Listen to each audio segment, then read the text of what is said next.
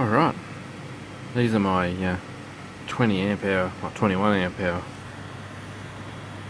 lithium ion 18650 Samsung cell packs that I'm building for my electric bike project.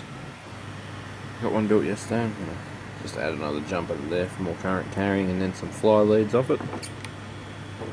But I've just got it going for the purpose of charging. It's up on the charger now. Got nearly 11 amps in it and still putting 2.1 in. So it's still charging up nicely. And this is the one I'm going to start attacking now and building. So what I've had to do is tin all the ends of them with a bit of solder before I try and solder the tabs on.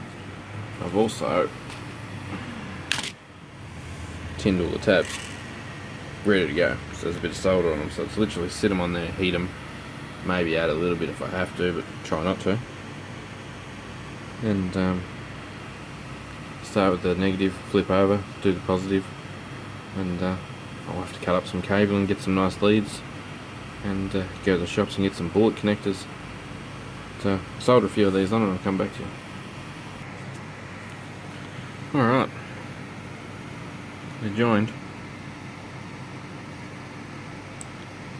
That gets them all together anyway. I'm not sure if I'm happy with this or not yet. It's not exactly the neatest. I don't know whether it's my solder or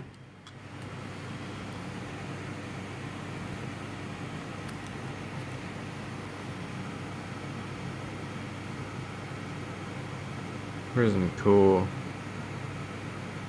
Oh yeah, just PB's LEDs 6040. What's this end? Nickel? Yeah, anyway, 6040 lead and tin, I think. It's just a fairly standard old solder. But yeah, that's messy. I'm not real happy. I've done a neater job with those, and they were just bits of copper wire. I reckon rather than having to tin the batteries, and then use all these solder tags that I've bought anyway, I think I might just use these up and then go copper for the rest of them, and just have to deal with it if they break down and fail. Kind of in a bit of a rush to get these batteries together and ready to bundle, because my brushless hub motor and driver and throttle and all the bits and pieces for the kit will be here by the end of the week, I believe. Hopefully by the end of the week anyway. It's Tuesday Arvo now, so might only have a couple of nights to mess with this before the rest of the gear gets here. Now there's a bit of time and labour involved. I've got the discharger going non-stop basically. I'm hearing the fan stop of night time and changing them out, so I'm getting quite a few done. Probably got enough to set up another cell pack with its capacities tested, ready to go. But yeah, I should be able to make these 7 that I've got already. I'll try and get a couple of them knocked out tonight, ready to go. Depends how late it ends up getting. I've still got all of them to process. And I'd make the video with me actually soldering these so you could see, but everyone's seen someone solder before, and I'm using my S6 because it's quicker and more convenient for me to upload to YouTube with that than the DSLR or GoPro at the moment. So I'm just going to get that done and get them all bundled up, charged, sitting there ready to rumble, and once they're ready to go, we will put flying leads on them and affix them to the bike. So I'm going to strip some copper cable up, and each of these is just going to have the batteries are all going to have female bullet connectors on them. Well, it's not going to work. They're going to have a male and a female bullet connector on each of them as they go along. So we might go male bullet connector on the active, on the positive, and female on the earth. I'm going to get another one of these and just get some solid core copper wire and loop all of these together and just make one in feed from some banana plugs, and then just have all bullet connectors on the opposite side, so that basically to charge the pack you leave the pack on the bike, bring this over, plug in all the bullet connectors. So one of these will be positive, one of these will be negative. Plug in all the bullet connectors and then fire up a LiPo charger at 3.7 or even the lab power supply. And fire that up at 4 volts for 1S and start charging away.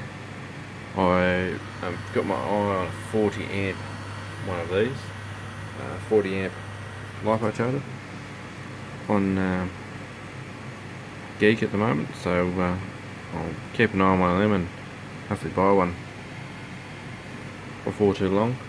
The other possibility is just use 2 of the LiPo chargers. I'll get 10 amps at 4.2 out of that. It won't be so bad. Just tape them 2 back to back and give them a common power source, and yeah, get 10 amps at 4 volts. So if it's 21 amp hour and there's 13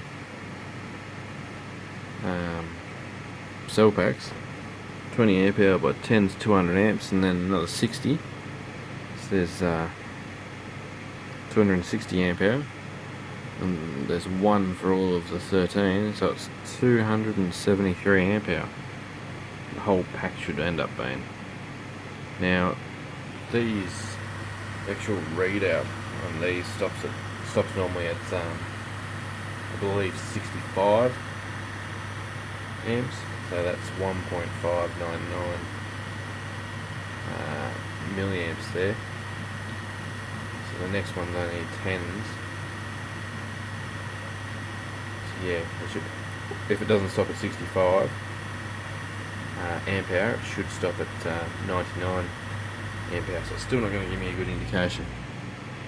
So what I've bought is a power meter that I bought 2 of them that run in line with the actual charge and discharge cables. Now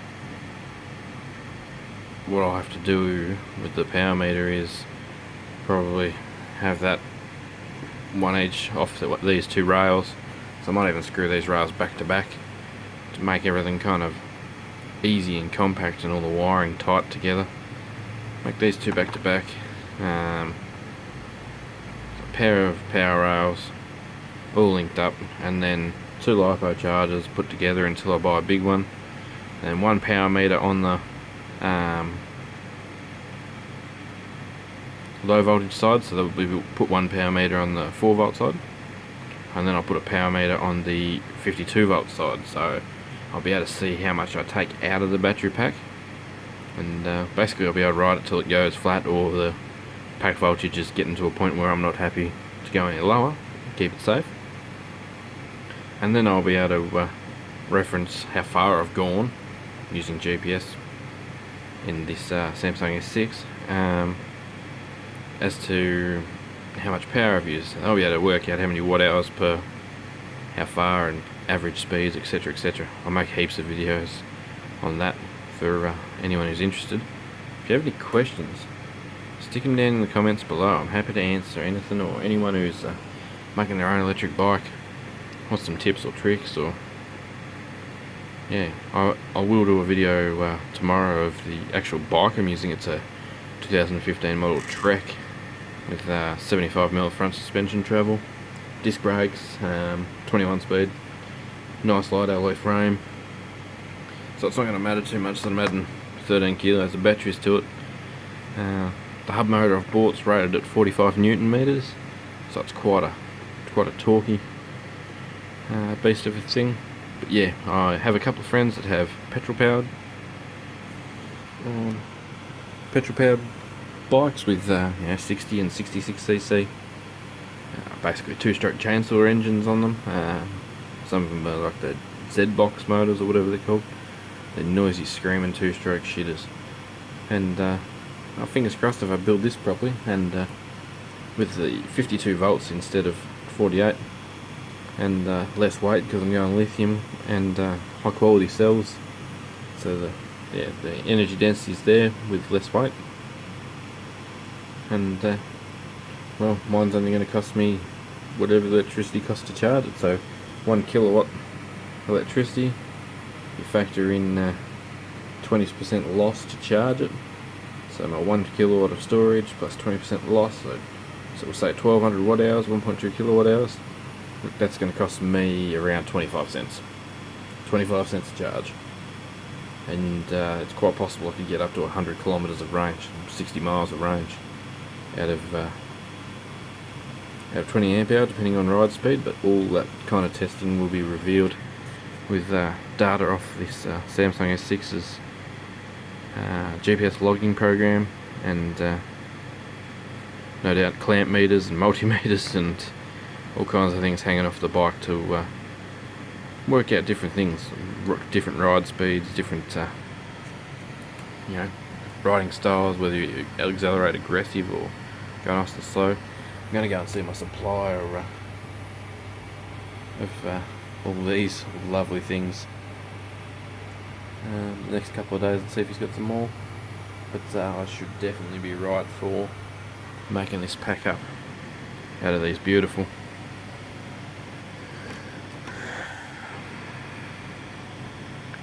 INR 18650 20R Samsungs. These are found in the 4 amp AEG and 4 amp Milwaukee 18 volt lithium batteries.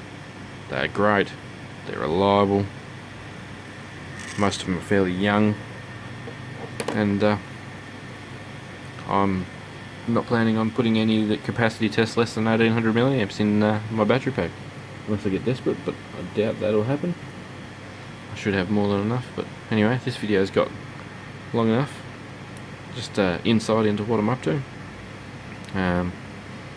I'll just keep posting them as electric bike part 1, part 2 kind of thing, and I'll make a video playlist so that if you want to see sections or skip through sections, it'll be more than easy enough to do that. Well, thanks for watching, and I'll keep you updated.